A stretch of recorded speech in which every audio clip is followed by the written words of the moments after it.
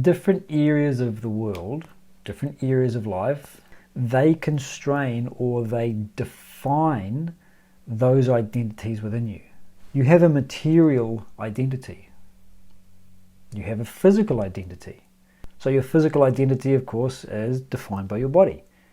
Your emotional identity is defined by the emotional body that you have. The sort of emotions you have, whether you are highly emotional or not very emotional. Your intellectual identity is defined by the stuff you know. Your moral identity is defined by your moral compass. And this is the ego. The ego is the character that you're playing, which, in a different set of circumstances, with a different set of life experiences, would be different. If you had grown up with one parent instead of two, you might have had a different emotional profile to the one you have now. If you'd done a trade instead of going to university, you'd have a different intellectual identity.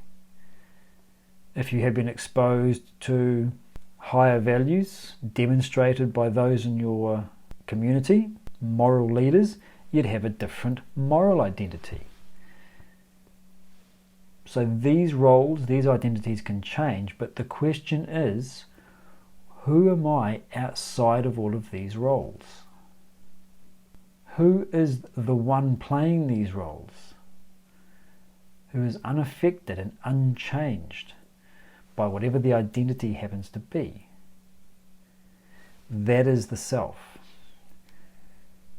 The devotee is devoted to finding that essential self.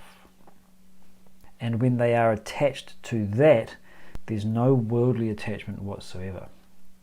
So the question, of course, is, well, why do we want to detach from anything? For the simple reason that our attachment keeps us bound. We are attached to, let us say, our money.